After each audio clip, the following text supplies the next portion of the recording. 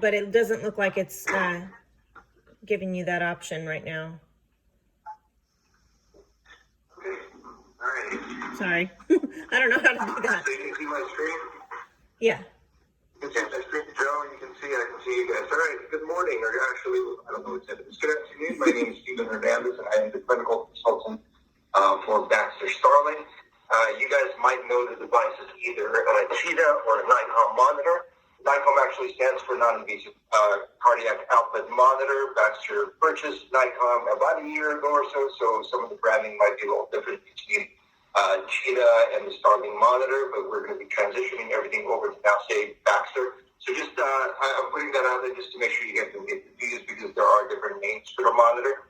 So it's known as the Starling Stroke Volume or SV monitor. It's also known as the Nikon as well as the Cheetah monitor. So if you see any of those around, it's going to be the same device. Again, my name is Steven Hernandez. Thanks again for taking the time to meet with us today. What we're going to be going over is, now it won't stop. There you go. So, all right. So before we get started, we want to ask a couple of questions and what our learning objectives are going to be for today, right? We want to learn why we care about fluid management, why we're discussing a dynamic measure, and demonstrate how to perform a dynamic assessment. Can I get a raise of hands for anyone that's actually used the monitor? No? Oh, cool. How about a dynamic assessment? Have either one of you done a dynamic assessment? Perfect. Okay, so then we'll dive down into that one and we'll get into the details of it just in case you guys have any questions, okay? So before we actually get started, the first thing we want to ask is why are IV fluids even important? When the patient comes in and they're hypotensive or just come into the hospital, we have a tendency of giving patients either whatever amount. Let me restart that. Let me back off on that one. I'm trying to overtalk myself. Let me restart. Thanks. Why are IV fluids important? Okay? When we're looking at this Bellamy curve, we're looking at two different sides. We've got the left side over here. Actually, one more thing that I want to do. Is there a highlighter? There is a highlighter. Okay, hold on.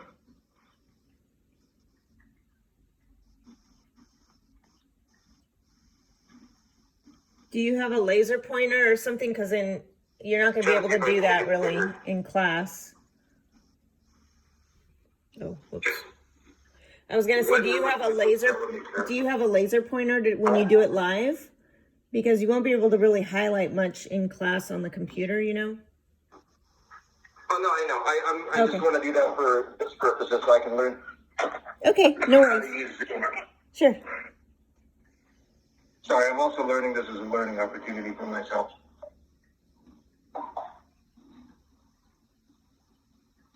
You just want to hit that highlighter. It'll be thicker. This one? Yeah, bring that up. You want it right there, highlighter. There you go. Thanks, Joe. That things are colored. I like look at that all too. Something new every day. Okay. So when we're looking at the Bellamy curve, what we find is that we have complications when we give too little fluids, and we also have complications when we give too much fluids. And what our goal is whenever we're giving patients fluid filtration is we are trying to optimize the patient's fluid status and try to get them in the middle. Okay? Some of the complications that happen when you give too little fluids include tissue hypoxia, organ failure, and insufficient perfusion. And on the other hand, when we give too many fluids, some of the complications that occur are increased ICU days, increased mortality, and also increased ventilator days. Okay? So again, when we're trying to give patients fluids, we're really trying to help them increase their perfusion, and we don't want to give them too little fluids, and we don't want to give them too much fluids. So we really want to get them right in the middle of the sweet spot. When we're talking about sepsis or septic shock patients, fluid overload has been found to be an independent risk factor for mortality. No, that doesn't work. Let me escape. Sorry, Cindy. I'm trying to learn. Yeah, that's okay. Can you guys hear me? Mm-hmm. You can. Okay. All right. Yeah. So we have ICU patients and ER patients that are both septic, that are in septic shock, and then we also have surgical patients. And in surgical patients, we've found that when you use the ERAS protocol, which is enhanced recovery after surgery, they also found that careful management of fluids will enhance the patient outcomes. So we want to know why does fluid matter? Cindy, how do you position the camera? Because right now I'm looking at my screen and I can see you three. How do I minimize that, or do you just keep moving around the picture of the people? Mine kind of goes to the very top, so there's a way to kind of drag it. I think I don't. Okay. Or there's a maybe if you there's a little circle on top. I know you can't see my screen, but there's a little circle on top that kind of by the screen that shows your slides. It shows floating panel view, side by side view, video strip view. I have mine in video strip view, so it's just our pictures are across the top. Okay, hold on, I'm trying to find it. Expand view.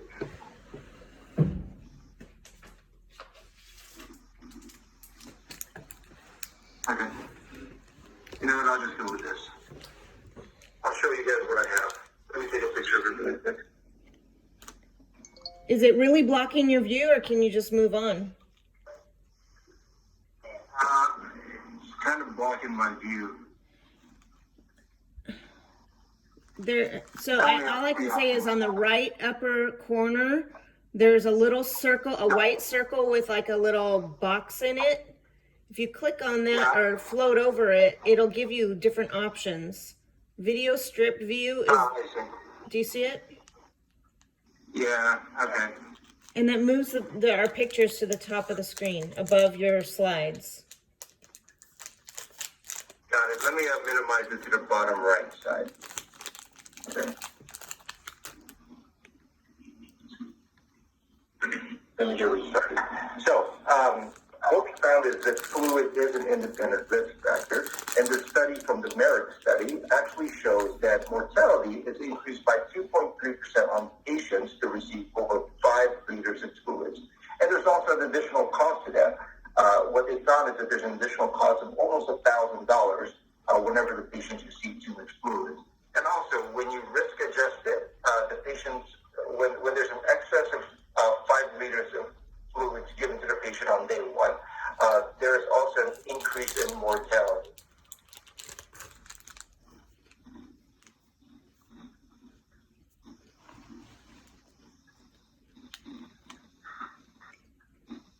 Okay, let me move on. Sorry, Joe. You know what, Joe? Do you mind doing the first step? I got to get my mind straight here. Joe, are you there? I can't hear you. I can hear you. I don't know why I'm a little frazzled right now. Cindy, do you mind if he does the first set? I don't care. It's fine. Oh, sorry. Cindy, sorry, we can't hear you. Sorry, I was on mute. Yeah, I don't mind. Whatever works for you guys. Okay. I'm gonna unshare my screen. I don't know why I can't flow this. I don't know why I can't get this flow out right.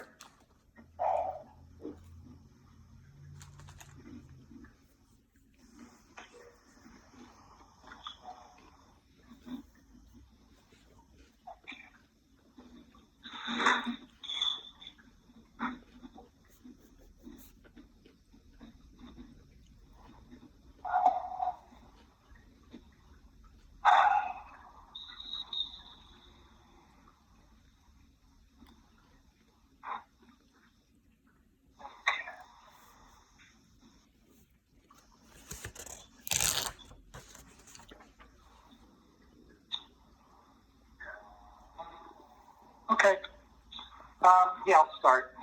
So, hi, everyone. Thank you for inviting me. My name is Joseph Coe, clinical consultant with Baxter. I'm here to actually go over this fluid management hemodynamic monitor with you. You may recognize it as the NICOM. It's also known as the Cheetah or the Starling monitor. I know the equipment has been in use, so this might be a nice reintroduction of how to use the monitor successfully on managing your patients, particularly when it comes to fluid. So what we're going to actually go over today are some learning objectives. Why, what, how. Why is fluid management important? I think it's been more and more in the more and more on people's lips of why fluid is important. It's best to optimize fluid instead of overloading them. We're also going to talk about what is a dynamic measure. Dynamic measure is basically just challenging the heart, the ventricle, with additional fluid. And I'll get into that in a little more detail, especially when we talk about the dynamic assessment. And how many of you are familiar with the word dynamic assessment? You, Stephen? Oh, great. That is really wonderful. All right. The dynamic assessment is when you're performing either a passive leg raise or a fluid bolus. I understand in your facility you have the opportunity to use a passive leg raise or a fluid bolus. And I'll certainly talk more about those when we get to dynamic assessment. All right. So our first slide is really showing Hey, fluid hold on. Sorry. Sorry. Stephen, can you mute real quick? Because we hear a lot of package rustling around. Thank you. I'm going to mute too. Sorry. Go ahead, Joe. That's okay. I thought it was nice. All right, so why is fluid important? It's really important because we want to look at the Bellamy curve. The Bellamy curve actually shows us very nicely fluid administration versus complications associated with it. If you look on the left side of the curve, we see too little fluid or under resuscitation. These are your patients that you're going to see in the emergency room. These are the more immediate patients. So certainly ones coming in and transport into the emergency room or coming into the ICU from the floors. These are patients usually under resuscitated. Some of the complications associated with that would be tissue hypoxia, tissue hypoperfusion, organ failure. So those are the patients you're really going to start flooding fluids with because those conditions are much more immediate. When we start administering fluids, I'm actually going to slide to the right side of the curve. Let me just use my pointer options here. All right, so let me change the color. All right. So as we give fluids, we're getting to that position of optimization. Okay? This is the sweet spot when administering fluids. Unfortunately, we over-resuscitate, drawing the patient into the right side of the curve. This is hypervolemia. We run the risks and complications associated with tissue edema, organ failure, certainly increased use of ICU days and increase of ventilator days and increase in mortality. The days of load them up, we'll take it off later, really isn't a good thing because we can see complications of over-resuscitation in a few hours, maybe a few days. We really run the risk of increasing patient mortality and really reducing poor patient outcomes. For sepsis and septic shock patients, it's very common that increases in fluid result in increases in mortality. And I'll get into some of the literature concerning that.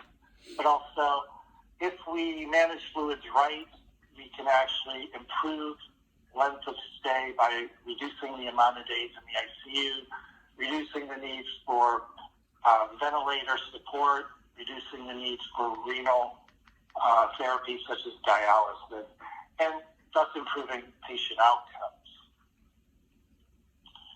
volume matters. In one of the literature that's supporting issues with giving too much fluid, we're looking at the MERIT study in which they looked at over 23,000 patients, those coming from the emergency room to the ICU. And on day one, the average patient out of those 23,000 sustained 4.4 liters. Those requiring mechanical ventilation required just over 1 additional liter of 5.4 liters. And what they were able to show was that with each liter of fluid over 5 liters, there was a mortality increase of 2.3%. Along with that, they were able to show that with that additional fluid, increased patient cost of almost $1,000 per liter of fluid given. In another study, in the Hopkins study, they looked at abdominal patients. The MERIT study was done on sepsis and septic shock patients. This one, they looked at over 36,000 abdominal surgery patients in over 393 hospitals. What they were able to see were that those patients on the day of surgery, those receiving over 6 liters of fluid, had a mortality increase of 2%. Surprisingly, out of those 36,000 patients, nationally, they were able to see a 20% of all U.S. patients received over 6 liters of fluid. Now, on the charts that you also see on the monitor, we see on the day of surgery, we have at the marker of 5 liters, we're actually able to see from the expected to the actual an increase of surgical complications rise very sharply. Along with those patients receiving about 6 liters of fluid, for each additional liter, we saw an increase in mortality of 2%. So the real takeaway for these two pieces of literature, fluid is an independent risk factor in increasing mortality. Does anybody have any questions on that? I know I kind of speak a little quickly when I go through these slides. I'm not here to sell you something you're not going to buy. This is information that's really going to bring the point of why fluid is important. And as we can see from these two studies, that for every increase in liter of fluid, we're actually causing more harm than good. All right. So this slide here is just showing us that since we've been giving fluids, we've been looking at technology and ways of helping us measure will my patient respond to fluids. In the 1900s, they came up with just your simple blood pressure. Blood pressure is your systolic over diastolic, giving you your mean arterial pressure. This is a static measurement. It doesn't tell you flow. It doesn't measure perfusion. So in prior developments of our technology, we've looked for more invasive ways of measuring flow. In the 50s, it was CVPs, 70s, pulmonary artery catheter. Even in the 80s, the use of an echo to look at fluid volume leaving the heart. It was in the 2000s they really came up with the use of dynamic assessments. Dynamic assessments aren't new. They've been around for over 20 years. It's not a Starling, a Baxter dynamic. This has been used to kind of look at changes in perfusion, changes in cardiac output, looking at stroke volume. With non-invasive technology that we have today using the NICOM, we can actually look at real-time values right at the bedside for those direct fluid changes.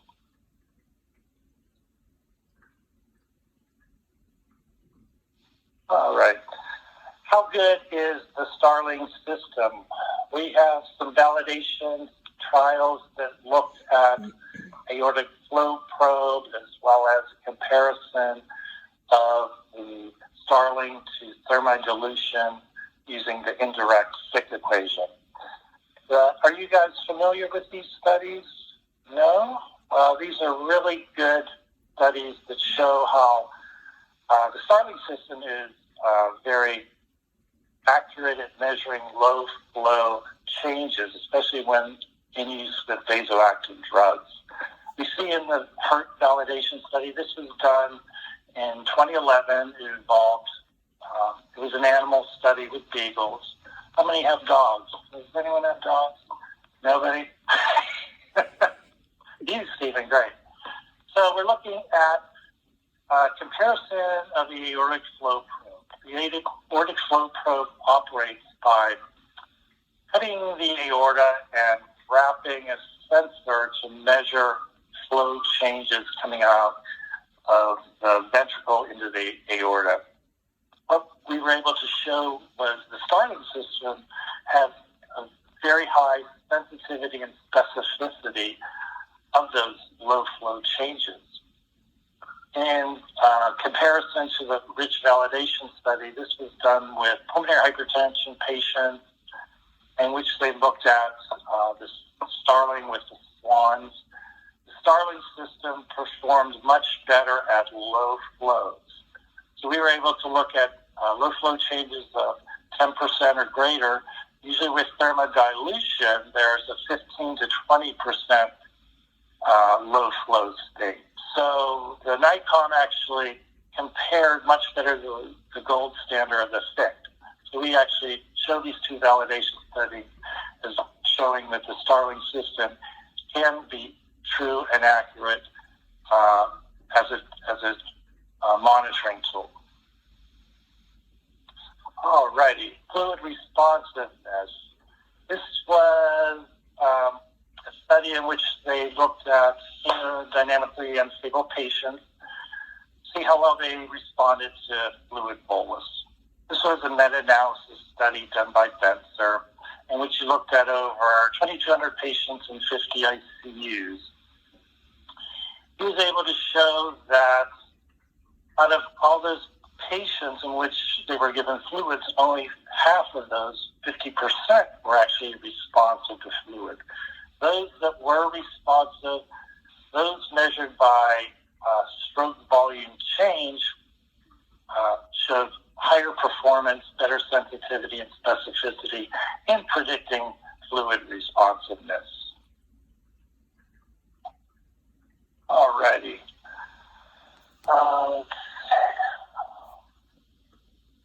So cardiac output, is that a better measurement of perfusion? This was a study done years ago in 1944 in which they actually had 7, sailors in which they paid them, who knows, in meal tickets. What they wanted to check was that if we would use venipuncture, remove blood from the patients, at what point would we be able to monitor perfusion? What they were able to show in this, that when we performed venesection, you see that blood pressure and heart rate pretty much changed immediately. Blood pressure dipped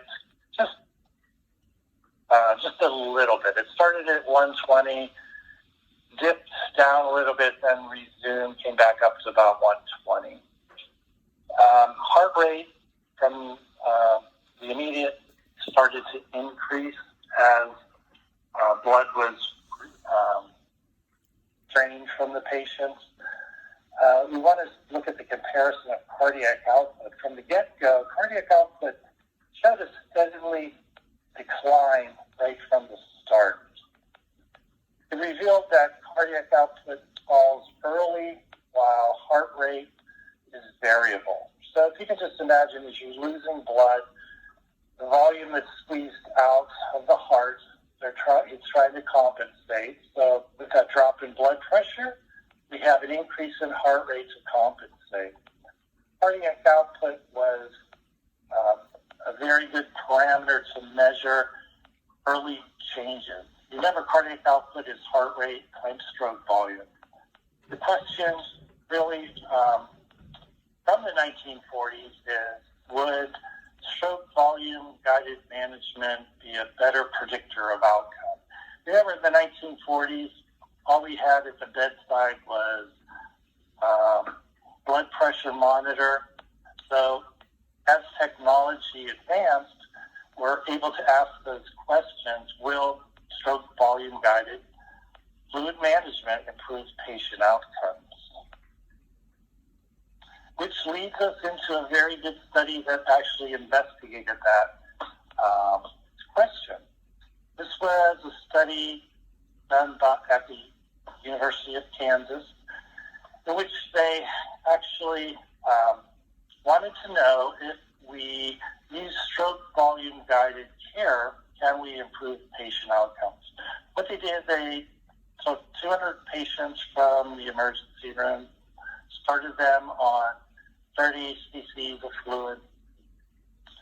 So they started them and divided them into 2 units. What they were able to do was any decisions for the stroke volume guided group, they had to perform a passive leg rinse.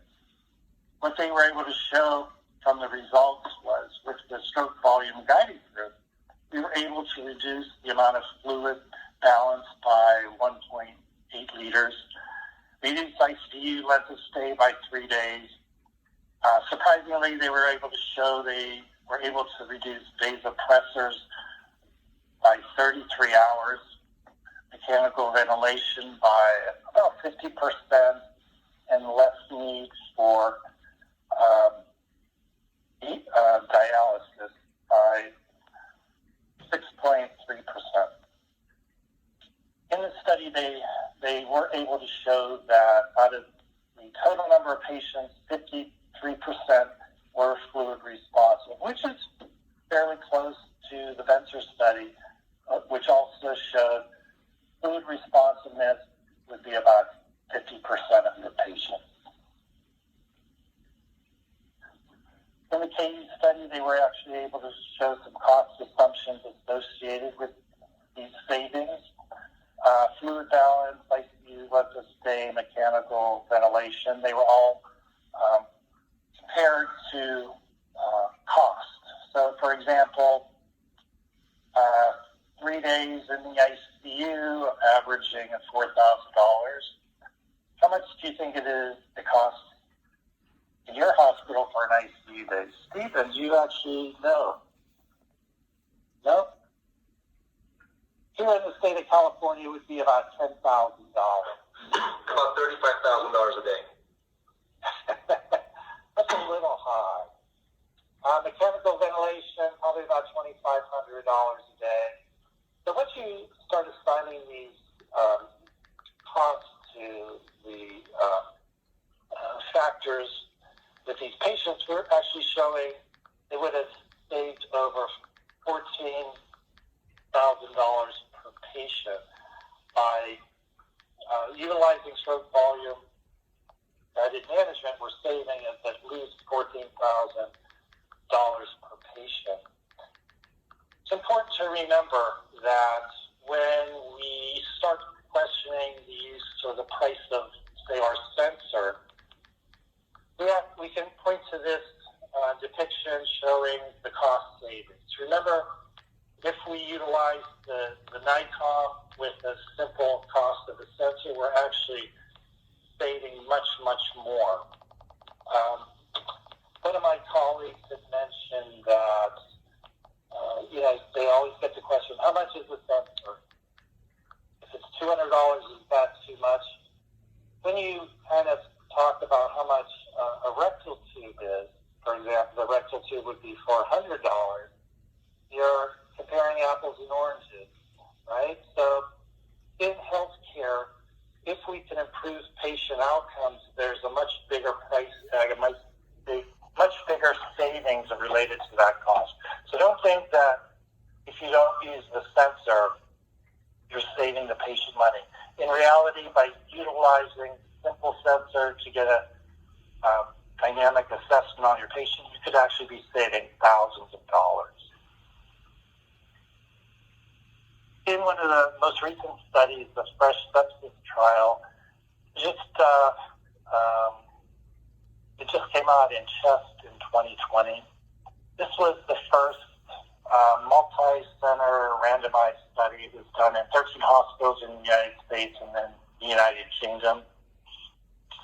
They utilized the passive leg raise as a driving force in determining whether patients received fluids or pressors.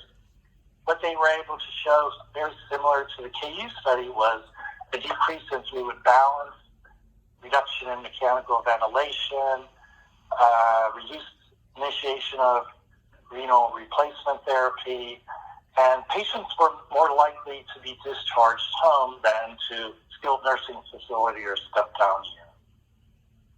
So that's a really new study that came out. It's pretty exciting and is one of the best showing that stroke volume guided fluid therapy really is an effective means of improving patient outcomes. In the FRESH study, they also looked at cost assumptions.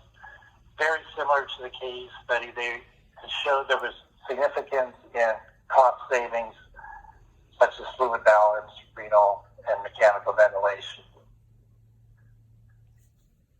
Another study, I know I'm just giving you too many studies, this is FEDORA trial, in which they looked at gastric abdominal surgery patients.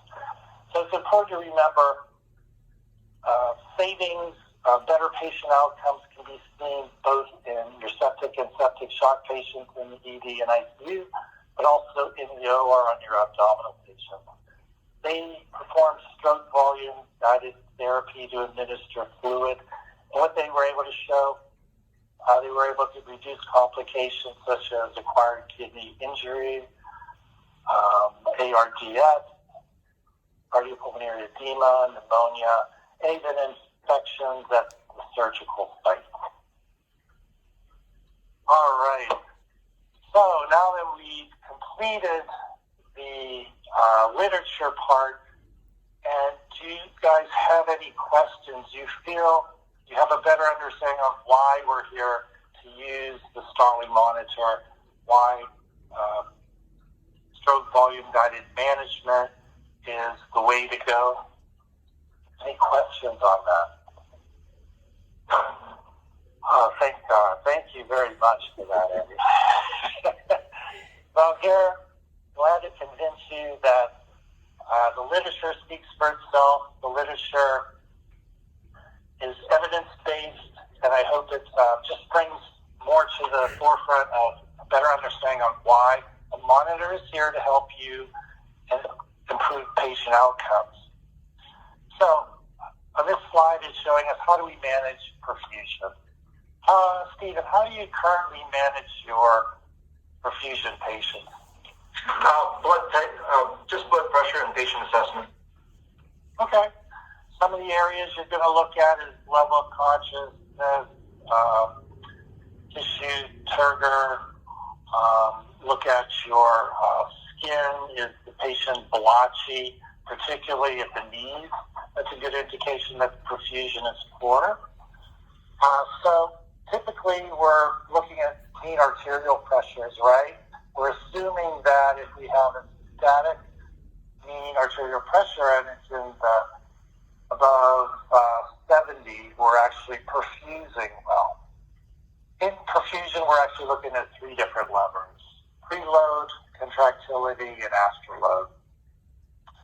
These three levers can be manipulated in combinations to achieve improved cardiac output. So when it comes to preload, we're looking at volume assessment. Usually we do a passive leg raise, we're giving fluids.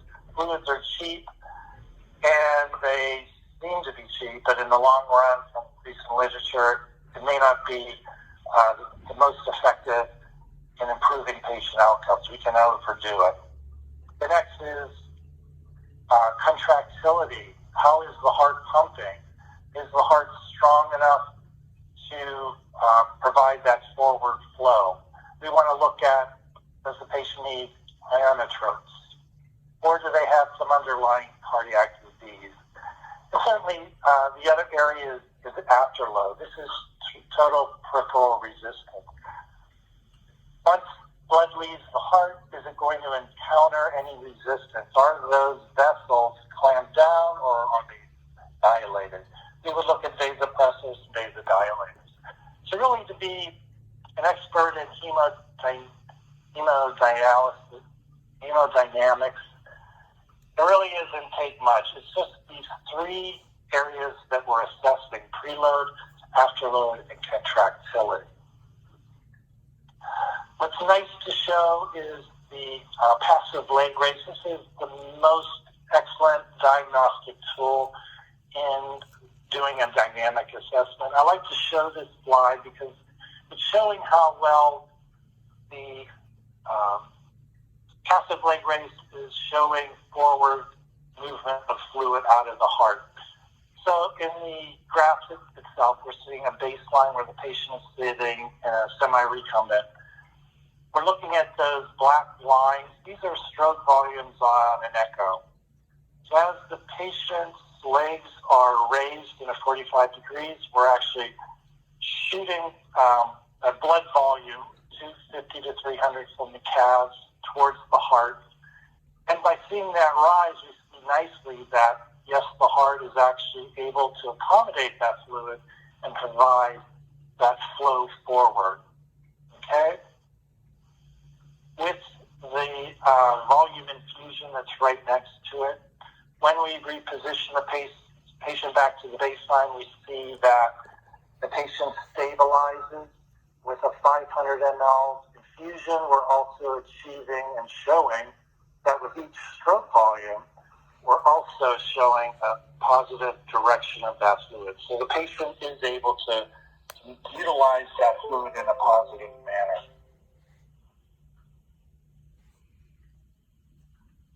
So assessing fluid responsiveness. I just showed you the best way of doing a dynamic assessment that was involving the passive leg raise. We understand the passive leg raise isn't for every patient. You may always want to reconsider, is this going to be safe for my patient? By placing the patient's head down and picking the legs up, is it safe? There are instances that it's not the best option, such as increased cranial pressures, hip fractures, fear of throwing an pulmonary embolus. So you have to consider the patient before doing your dynamic assessment and which is best. If a passive leg raise isn't desired, we can certainly do a bolus challenge. The bolus challenge is either 250 in less than 5 minutes or 500 in less than 10 minutes. We need to infuse it rapidly so that we can see if the ventricle is stretching and pushing that forward out of the heart, optimizing that fluid.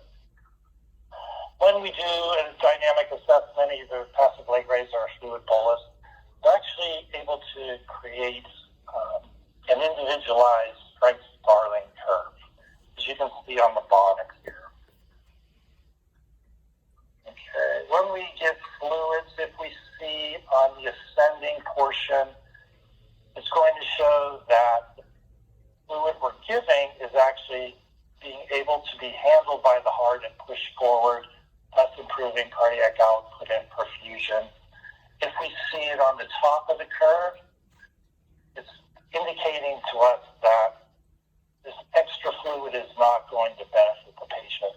Just think of the Starling curve as a fuel tank in your car. When you see it on the descending portion, you know you need gas, you need fluid. When you see it at the top of the gas tank, it means you're full, no extra fluid is needed. In certain conditions, such as an emergency condition, patients crashing, you need to start fluid, you need to give antibiotics. antibiotics. We understand just by using the trending therapy, stick the sensors on the patient, monitor the stroke volume value on the screen so that the fluids you're giving, you can assess whether at a later time you need to perform a dynamic assessment to really confirm will additional fluid benefit or harm my patient. By trending the stroke volume, you can see on the screen in real time that the addition of fluid is either going up, staying stable, or going down. This is all important information to provide better patient outcome. Not knowing, you can certainly overload your patient and provide a negative impact on outcomes. Okay, fluid responsiveness. We discussed fluids and what is perfusion. We know that perfusion relates to the transport of blood from the heart all the way to the tips of the fingers and toes. Just because a patient is showing fluid responsive on the NICOM doesn't necessarily mean the patient needs fluids. Too much fluid may send the patient into fluid overload, which would also provide a very negative patient outcome. So it's important to remember, even though a patient may show that they are fluid responsive, doesn't necessarily mean they need fluids. They may need more ionotropic support or peripheral vascular support, such as vasodilators or pressors.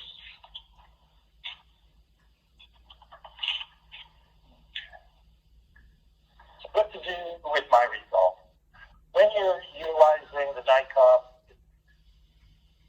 it's very easy just to remember we're looking for a change of greater than 10 of your stroke volume index.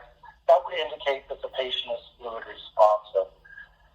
Additional fluid most likely will improve perfusion, so it's a good starting point. By doing the assessment, it gives you confidence in administering that fluid. If it's a less than 10% change, telling you fluid may not help my patient, let's look at other avenues that may be needed, such as looking at your cardiac index or your TPRI. Do they need pressors or ionotropes? But always remember, just because the patient is fluid responsive doesn't necessarily mean they need fluids. Do you have any questions on that? Oh, this is a great one. The three levers of perfusion. I briefly touched on that in the prior slideshow. I'm going to kind of go through this quickly. It's all about perfusion. We initially look at blood pressure, but we realize blood pressure is a static measurement. It's a measurement in time. We look at the mean and assess, yes, our patient is perfusing well. But we realize cardiac output, which is a much better dynamic in which we're measuring stroke volume, which is flow. Remember, flow forward, and the heart rate. The levers that we're looking at, preload, stroke volume index. Remember, V is for volume. We're going to give fluids. So it's important to perform that dynamic assessment to assess fluid responsiveness. One of the nice things with utilizing the NICOM, all your ranges of your values are on the monitor, as well as on your badge cards that I handed out to you guys. You never have to commit these to memory. There is an area for you to find those values. The second lever is afterload, peripheral resistance. R is for resistance. They're your values. You're even going to see the number either being very low as dilated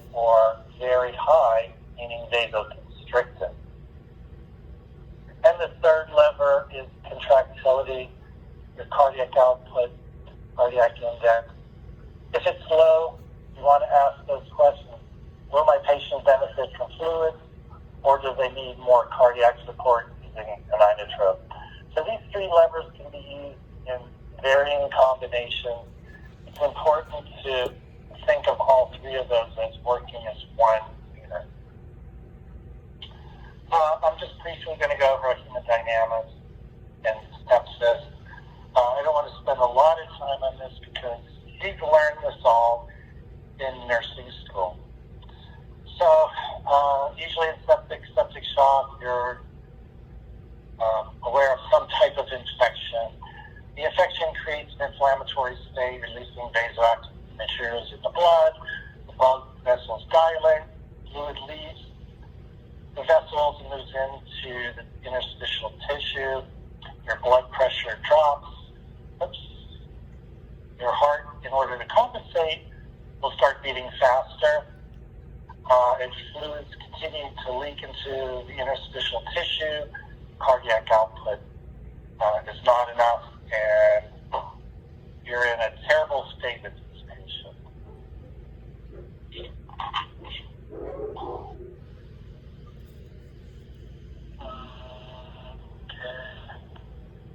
So usually with the pathophysiology of sepsis, you're going to start with the initiation of fluids. How much? Always been a question. Now you have a way of measuring by looking at your stroke volume, doing a dynamic assessment.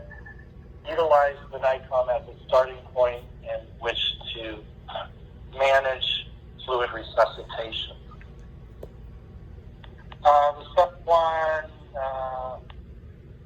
study, did you guys get that email from Kimberly Kelly, I think? They were actually going to remove this from, I think, the slide deck. They were stating that this has been like 3 years old.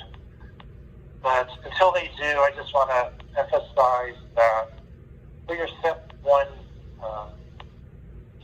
scores or step one data, are you guys familiar with the step one scores? CMS, Centers for Medicare. So they're talking about removing the SEP1 scores from what I understood from the ROI. This slide is talking about what the nurse does, what the nurse's responsibility is, and the doctor's responsibility is when a septic patient comes in. I don't think they're going to remove this necessarily, but I may be wrong. But this basically describes what the nurse's responsibilities are when, and it's showing the changes that took place in April of 2015. They did their first bundle, the 3-hour bundle, which was the IV fluids, the IV antibiotics, the blood draws, the blood cultures, lactate levels, and then this is the second part or the 6-hour bundle, basically. And then in 2018, they changed the 6-hour bundle. So that's what this slide is describing. So I don't know that they're going to remove that. Okay. I think they're talking about removing the statistics of compliance. Yeah, I wasn't sure. I saw that come over late this afternoon. I was trying to read it. But with the Step 1 system, the CMS looks at these as criteria that needs to be met so that Septic 1 patients can be managed and payment for those patients coming from Medicare will be authorized. So this is looking at, if we look at the 6-hour bundle, and the updated measure in 2018 shows that we can, just by completing the fluid challenge, such as the pass and leg raise, we actually meet one of the criteria that usually was set out for being much more complicated in obtaining. So just by performing and using the NICOM, we can actually meet that 6-hour bundle, thus improving our Step 1 scores. This information shows that those hospitals that have been consistently utilizing the with ICON and assessing their step 1 patients, they're actually showing an improvement in their step scores. So remember I had mentioned that the 6-hour bundle PLR meets that requirement. So it's part of the reasoning is using and improving your scores by grasping onto the Starling monitor and utilizing it in a positive way for your patient outcomes. All right. So now I just want to go over a few case studies that may help drive the information home. Unfortunately, I don't have the graduated slide skills, so I'm just going to read these and point out with my pointer some of the important information so you as the clinician actually can put all this information together. So in this first scenario, we have a patient who's in the OR, anesthesia notice, stroke volume index dropping, whereas the mean stayed the same. The mean stayed the same. The patient was being closed when anesthesia noticed a problem. Stroke volume was dropping. Heart rate was normal, blood pressure was normal, vent settings were normal. So as we see in this first couple of minutes, we see the mean actually dipped and then came back up. It stayed about the same. Any anesthesia would probably not make any changes to that. But we do notice the stroke volume was dropping consistently. And our peripheral resistance actually climbs. You see that as stroke volume index changes first, blood pressure is a late indicator. So if the provider was only looking at the mean arterial pressure, the patient would have been closed with an active bleed. It was only until they pushed aside the robotic arm they were able to see it was blocking their vision that there was an active bleed. So if the clinician was only looking at mean, they would have closed without finding that active bleed. Oops. In our second case study, we see a 42-year-old male, paraplegic, large wounded cop, admitted to septic shock. He received 6 liters of fluid overnight, unable to be weaned off, low dose levofed. CVP 8 to 10, mean 55 to 65, urine output greater than 30 per hour. They started the Starling monitor on the patient to assess if the patient was fluid responsive due to his inability to wean off levofed. Passive leg raise dynamic assessment showed a change of 15.2%. This did show a change greater than 10%, so it indicated that the patient was most likely fluid responsive. 1 liter was given, as the orders were given, and the passive leg raise was repeated in 1 hour after infusion was complete. Second passive leg raise resulted in only a change of 6.7%. However, the patient was able to be weaned off of levofed. Key takeaway is that 1 liter of fluid made the difference between the patient staying on that low-dose pressor or being weaned off. So how often are you asking the question, does my patient need fluid or pressors? In this instance, since the patient was on low dose, despite performing a passive leg raise and determining whether fluids would benefit, they could safely make that delivery or informed decision and get him off of the pressor. Excuse me. So our last case study, we're looking at a 73-year-old admitted for altered mental status, possible urosepsis, history of Parkinson's, and pulmonary fibrosis, mean of 55. The Starling monitor was put on the patient and weight-based fluid based on preliminary history. The fluid was started after 1 liter. His cardiac index dropped from 3.5 to 2. By trending stroke volume, the nurse was able to inform the provider that stroke volume and cardiac output were decreasing as fluid was infused. The doctor then stopped fluids and started to put. Even in an emergency setting, trending stroke volume can add data to help answer the question, will fluid help or harm my patient? In this instance, fluid was not helping. We needed to seek different alternative of therapy, which was improved cardiac output by starting butylamine. Okay, so the Starling system can be easily integrated into your workflow. It's always easy just to start asking those questions. Do I have a blood pressure problem or a perfusion problem? If you're looking at your blood pressure, look at your mean and your systolic. What is your urine output? If the answers are no, I don't have a perfusion or blood pressure problem, nothing needs to be done. If you answer yes to any of those questions, you're going to ask, do I need fluids, pressors, or inotropes? Think first response, fluid. Will fluids work? Obtain the NICOM, do a dynamic assessment. Certainly the passive leg raise first. If not permissible, your next the bolus challenge, or if there's an emergency, no time to do either.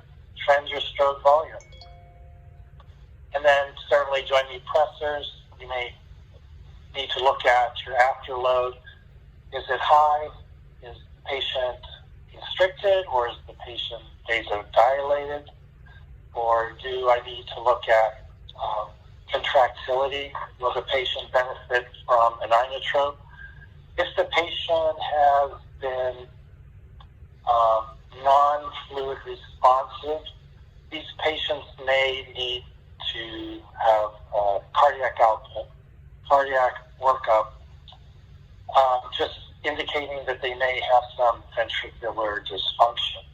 So even if your patient is non-responsive continually, you need to delve deeper into the patient history and symptoms. Most likely look at fluids and pressors and inotropes. If those fail, then look at a deeper cardiac workup. Alrighty. So this is the fun part. We're going to switch. Can I end it now? Yeah, I was just gonna say you can end right there. So, so this is where I would leave this slide up pretty much, and I would say, okay, we're gonna, get our hands on the monitor. We're gonna practice using the monitor, and I would talk to them a little bit about the sensor placement. And I could use this slide to kind of show it to them. But then I'm gonna say, now, can we have? Is there a volunteer that wants to be our patient? We're going to put somebody on the monitor, and we're going to all kind of gather around. So get everybody up, moving around, and come over and have each other push buttons and do a passive leg raise on a patient. And while they're doing that, we're talking through everything so that they're learning how to push the buttons, learning all about the monitor, the buttonology, all that good stuff. So that's what I do. I spend basically the next hour doing that. And I want to always leave a little bit of time left to do our post-test, because there is a test that they have to take afterwards. So always kind of just watch your timing. You did that in about a little over 45, between 45 to 50 minutes. Oh. So that was pretty good.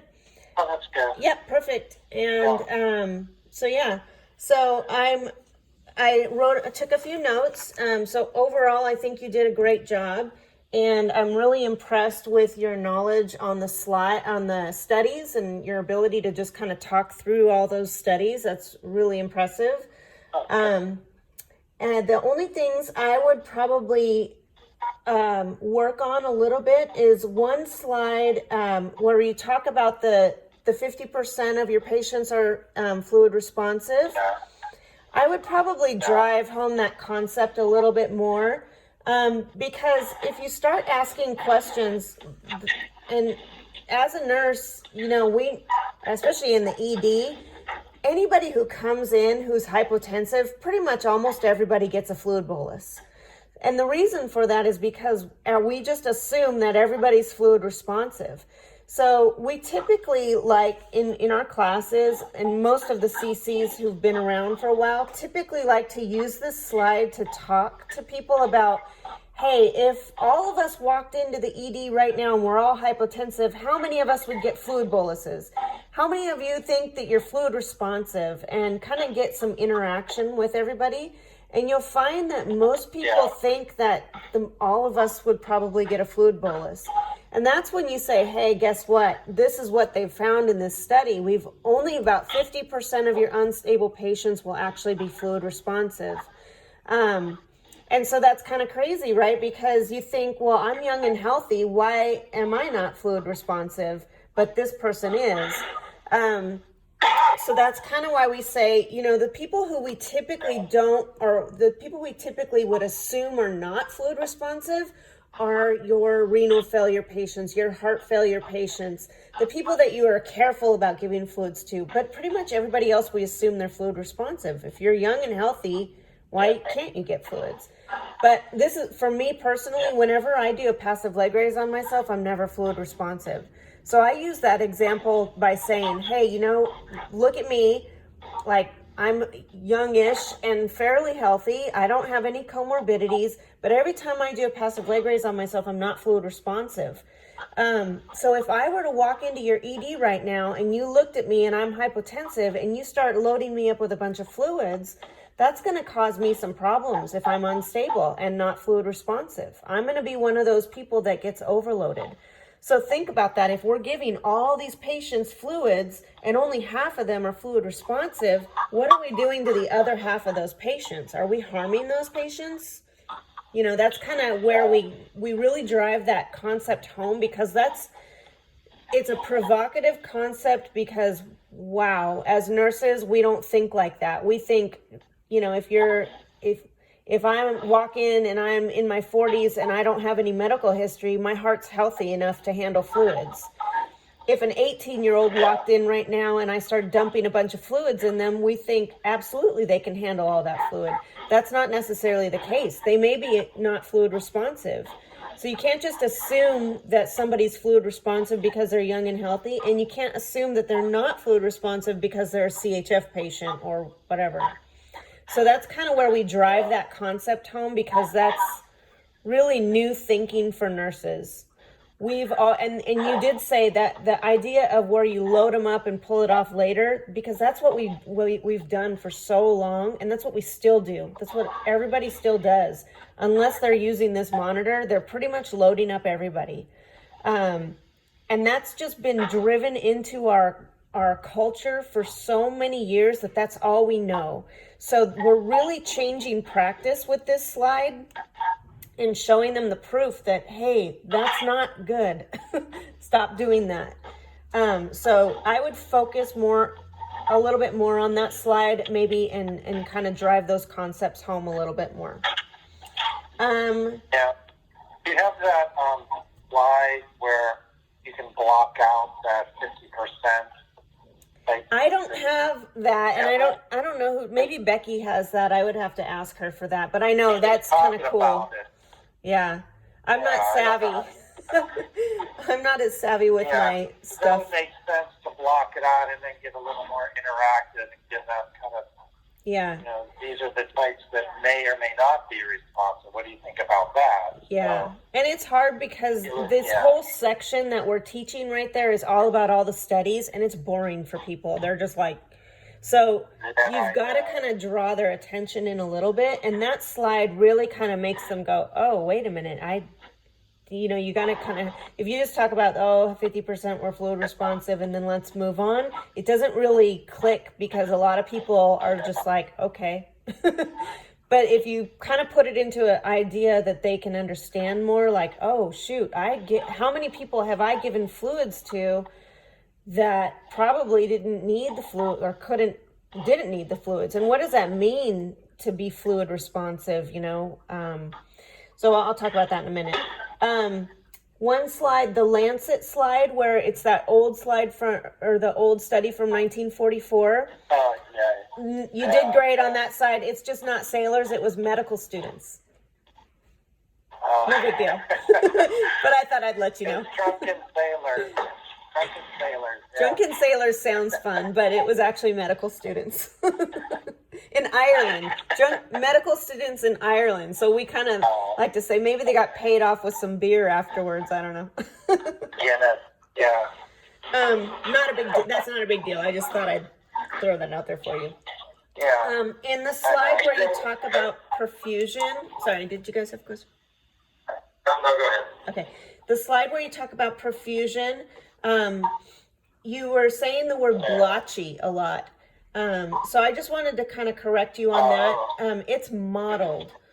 So modeling is the medical term that we're really looking for. That's different from being blotchy. I mean, while it is a blotchy look, it's a different meaning behind it. Like somebody can be flushed faced and a little blotchy, whereas modeling is like a really, I don't know if you've ever seen modeling before, but it's like a grayish color, like pale and grayish, weird blotchy look. That's showing up from lack of perfusion. And modeling to the knees is one of the key things that we see when somebody is lacking perfusion. So if you can remember to, I would just change that word to modeling instead of blotchy, or modeled instead of blotchy. Not a big deal. Which slide is that one? That was on the slide where you're talking about perfusion. What are the different ways that we measure perfusion? And it showed like the preload, the contractility, the afterload. And I think he just kind of was covering it a little bit, just like, oh, well, we do physical assessment. We look at urine output. We look at, and he said blotchiness of the skin, that kind of thing. Cap refill. So he was just talking about what are the other ways. He asked you the question, like, what do you use to assess perfusion? You said blood pressure. So that's the slide where he was talking about it.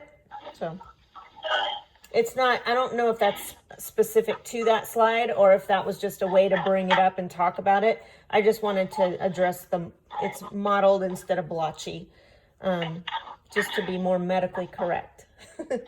Yeah, no, that helps.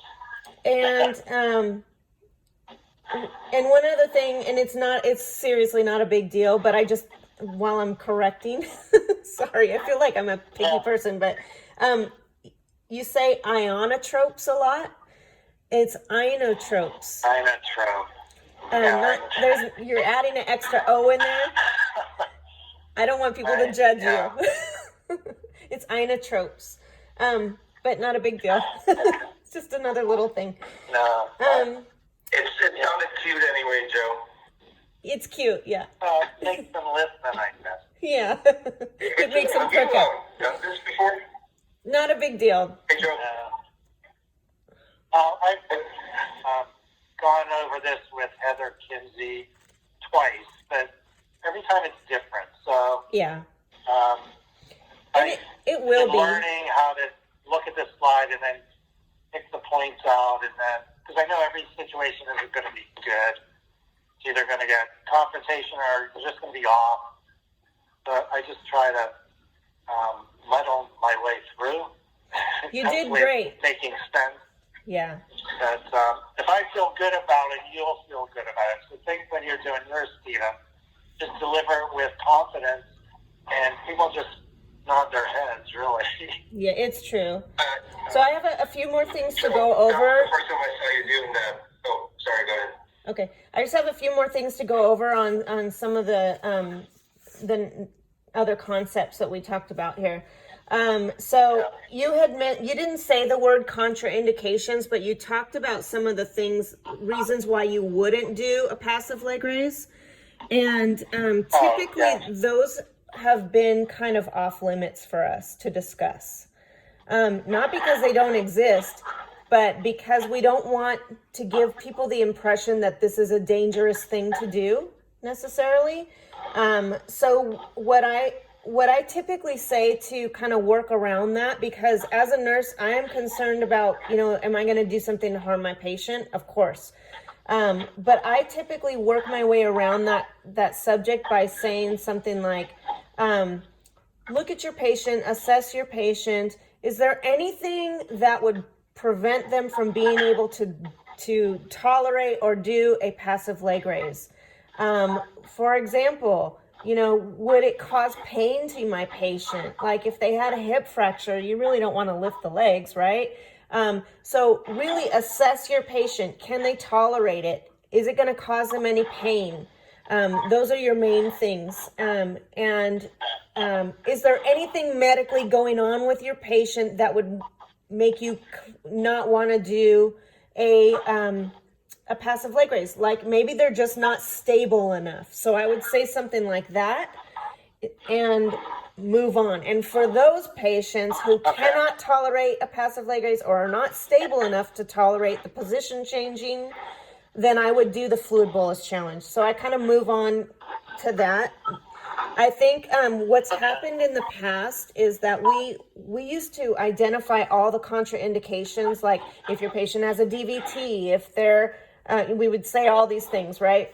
And it got people thinking, whoa, we're here advertising this as a safe, easy way and non-invasive way to do this, but there's a lot of things that are causing all this danger to my patient. I don't want to do this. So kind of word it in a way where, I don't know, find a way to work around that carefully is all I'm saying. So moving on, I would say when you talked about the Starling curve and it showed the passive leg raise, the bolus, and trending, and then it showed the picture of the Starling curve, and you were talking about the ascending portion. I typically, and this is not something you have to do, I typically like to use this slide to talk about what is the Starling law of the heart. Because even though we learned it in nursing school way back when, a lot of us don't remember it. And the majority of nurses, if you said, do you know what the Starling law is? They'd be like, no. So I like to use that time to say, hey, the Starling law is basically describing two ways that my heart is going to respond when I give a bolus of fluids. So if I give a bolus of fluid to a fluid responsive heart, what happens is those ventricles stretch really good and create a nice strong contraction. That is what increases the stroke volume and cardiac output. That's what improves my patient's perfusion. So that's a fluid responsive patient. So really the only reason to give fluids to a patient is if I'm going to be able to increase that stroke volume. That's what the Frank-Starling curve is showing us here. So I'm giving fluids and that stroke volume is going up. And so I'm increasing preload, increasing stroke volume. But that only happens to a certain point. So that's because the heart can only stretch to a certain point. If it overstretches and we're dumping in all this fluid bolus, it's overstretched, it can't function properly. So I'm not able to pump that fluid forward. And what happens is that fluid backs up and causes all these complications. So that's a non-fluid responsive patient. So we're measuring that 10%, we're measuring the change in stroke volume. So we measure a baseline and then baseline SVI, and then we're going to measure the SVI again after the patient's gotten a bolus of fluid. If it increases 10% or more, patient's fluid responsive. That's when I'm in that next slide where it shows the differences. So I kind of like to describe that a little bit better. That's up to you if you want to do that, but it kind of reminds nurses what the Starling law is more than just looking at the picture.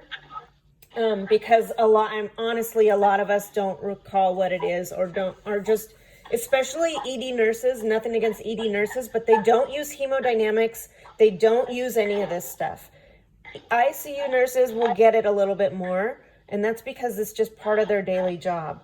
So that brings me into the next set of slides, which is where we discuss what preload, afterload, and contractility are, the three levers, basically. So that slide, you kind of brushed over preload, afterload, contractility, but you didn't really talk about what is stroke volume, what is stroke volume index, what is TPR, what is TPRI, what is cardiac output, what is cardiac index. So remember that when you talk to the majority of, probably almost like 95% of ED nurses do not know what these things are. We learned them in school, like in one lesson, and never used it again. So they really don't know what stroke volume is. They really don't know what cardiac output. They kind of understand a little bit like, oh, I know cardiac output, how much the heart puts out, right? Okay. But what is stroke volume? It's the amount of blood that the heart pumps with each beat. What is an index? What does that mean? Well, we take that number, we divide it by the body surface area. That gives us the index, so it's more specific to the patient's body size. That's when we're measuring preload. What is preload? Preload is when that volume comes into the heart and creates that stretch of the ventricle that's going to create that strong contraction. So that's kind of what we're saying. So when we want to, when we have an unstable patient and we're giving fluids, we're doing that so we can increase that preload to increase that stroke volume of the heart. Then afterload is basically that peripheral, you said it's basically your peripheral resistance, but what does that mean exactly? It's that peripheral resistance in your blood vessels that the heart has to push against to pump blood out to the body. What is TPR, TPRI? If you've never used a Starling monitor before, you don't know what TPR and TPRI is. That's a new measurement that was developed with our monitor. So TPR stands for total peripheral resistance, and total peripheral resistance index for TPRI. Explain what that is a little bit, and how those numbers can be manipulated with vasopressors or vasodilators. And then contractility, what is cardiac output? Cardiac output is the volume that the heart can pump out in a full minute. And then again, we take that index and we look at the index because it's... Hey, Stephen, can you mute? It's like super loud. Sorry. So cardiac output and cardiac index, we look at the index because we take that cardiac output number, the volume that the heart pumps out in a full minute, and then we divide it by the body surface area to get a more specific number to that patient's body size. It's measuring the contractility, the ability of the heart to squeeze and pump. So if we're having troubles there, we're going to give an inotrope to help improve the squeeze of that heart. So on that slide where it talks about preload, afterload contractility, you're basically teaching basic hemodynamics to nurses, and it's you will learn in this job that you think that nurses should know this stuff, that we've been taught it. Unless you are an ICU nurse who uses this information, you really don't understand hemodynamics.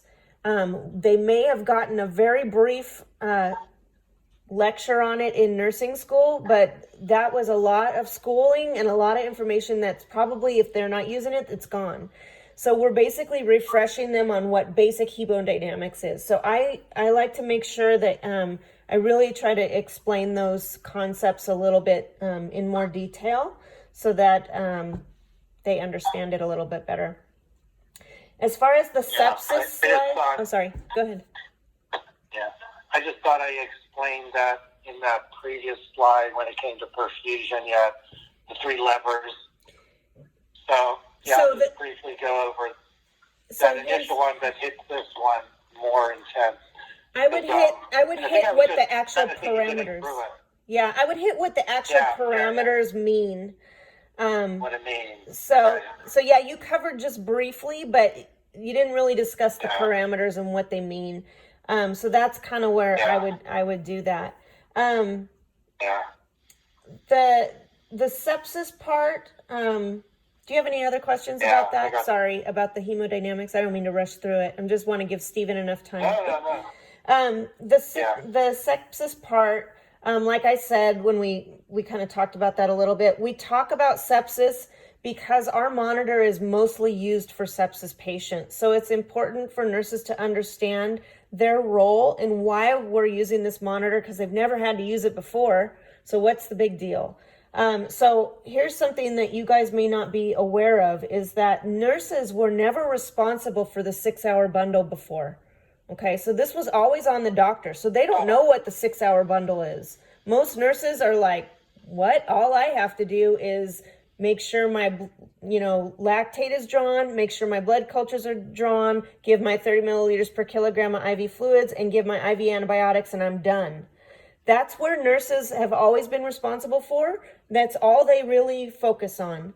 So we are retraining them to say, hold on now, the 6-hour bundle was all this stuff that the physician had to do, but in the July 2018 update, it said now we can, actually in the 2015 update, it said we can perform a dynamic assessment. So if they had a NICOM back then, they could do that, but it was still mostly on the doctor if they ordered the NICOM. So now Sutter is saying, this is your protocol. You are responsible for this portion. What does that portion mean? Why do we care about reassessing the fluid status? It's because CMS and the whole world, basically, the Surviving Sepsis Campaign, all those organizations have come together to say, how do we treat septic patients and standardize their care so that people live through sepsis?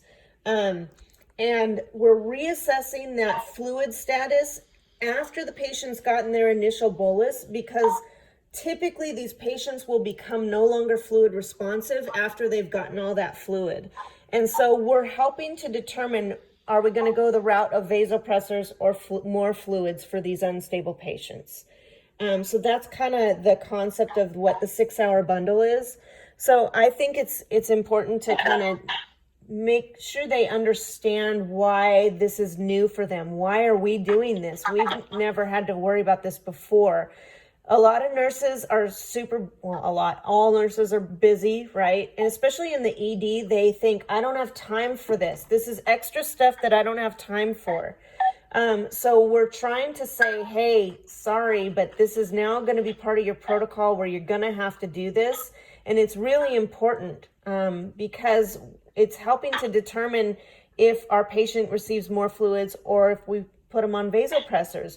And go back, remember that study that we talked about, that first study on Merrick that said for every liter over 5 liters or 6 liters, the patient, 5 liters, I'm confusing it with the surgical study. For each liter over 5 liters, mortality rate increases 2.3% for each liter. So we are reassessing that fluid status in this 6-hour bundle because we want to make sure we're not increasing mortality rates in our patients. So I kind of talk about that slide a little bit more only because nurses aren't really used to knowing what the 6-hour bundle is or caring about it. It hasn't really been their responsibility before. But these hospitals are purchasing these monitors and saying, okay, dynamic assessment counts as a 6-hour bundle. So that means our nurse can do it. Well, the nurse needs to understand why they're doing it to care about it, is basically what it comes down to. And that's pretty much it. Those were my main notes that, and again, everybody has their own style. So the way I say something doesn't necessarily mean that's how I expect you to say it. It's more about the concepts. I just want you to understand the purpose of those slides being in there, and that we can't assume that the nurses just know, because a lot of the times they don't, because they've been doing something one way this whole time and now they see this as an extra task. Especially this hospital, they haven't been using the monitor at all. So they got a class, they never used it, and now they're being told we're going to have to start using it, and they're like, what? So it's going to be a little bit touchy. Do either of you have any questions about any of those notes that I took or points that I wanted to make? I think overall, Joe, you did a really great job. And it really shows that you've been really trying to learn the slides and that you're able to really talk through them. I'm really impressed. Good job. Joe, you did a really good job with that one. Yeah, that was really, really good. I'm really impressed. I thought I knew the slides better than I thought I did, and I kind of stumbled over it. But by the time Thursday comes around, I'll make sure I have all these things. But I want to go over them, obviously, again right now. And then tomorrow morning, I'm going to be going over with Heather Kinsey one more time before I get on the flight out to Sacramento, or actually San Jose. Perfect. perfect. So Stephen, unfortunately we have like 45 more minutes. So do the best you can. And this, I mean, I know that's easier said than done, but try not to get yourself flustered too much. I wouldn't focus on little things like how to highlight stuff you're not going to be doing that live. If you do that at all, you'll have a pointer. So don't worry about that kind of stuff. Just worry about the content. This is a chance for you to practice and get feedback and feel more comfortable doing it. Yeah, no, you're right. I was trying to distract myself, and that's the honest truth.